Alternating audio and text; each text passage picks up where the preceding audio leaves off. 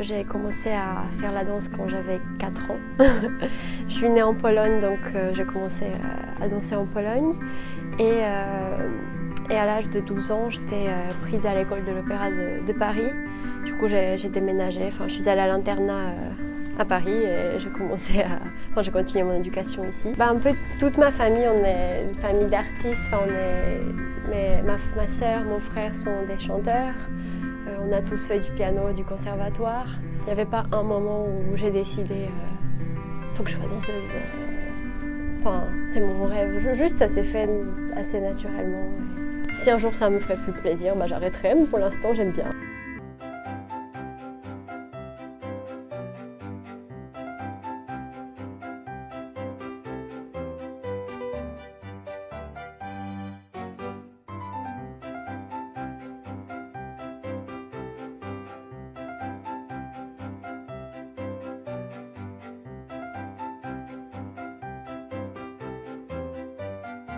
Emilia, elle a un corps qui est déjà placé pour la danse classique parce qu'il y a différentes formes de bassins.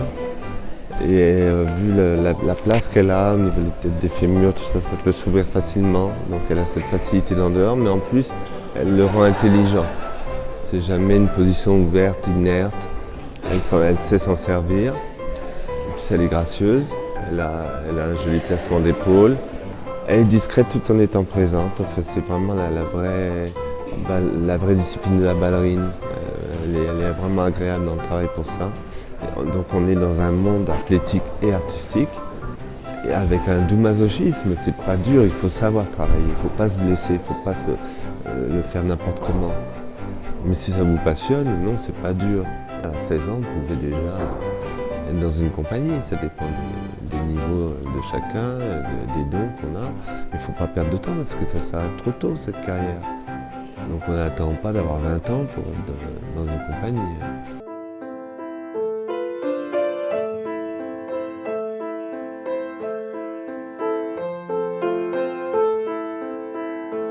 Déjà, je sais, j'ai pas une vie étudiante ordinaire. Comme je ne vais pas en cours avec d'autres élèves étudiants, j'ai pas mes amis de classe de la fac, car on se croise 2 fois par an pendant les partiels. Sinon, je n'ai pas de cours à distance. Les professeurs m'envoient tout en PDF, donc je dois me débrouiller toute seule. Mon style de vie est aussi différent parce que je ne peux pas sortir jeudi soir, vendredi soir, faire la fête toutes les semaines, parce que forcément, tout de suite après, je vais le ressentir physiquement et je n'ai pas envie de perdre ce que j'ai gagné dans ma danse, ma technique, juste à cause d'une soirée.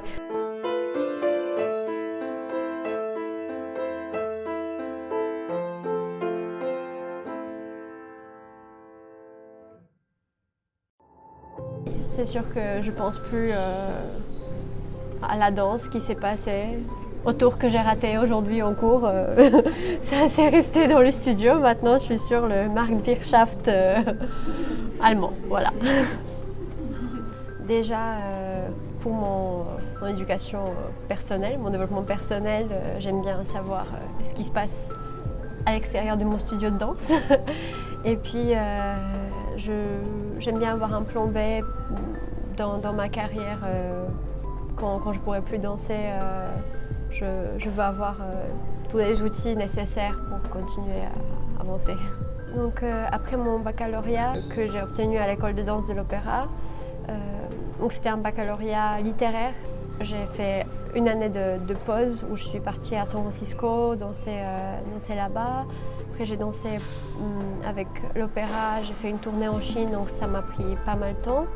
Mais les études m'ont manqué un petit peu.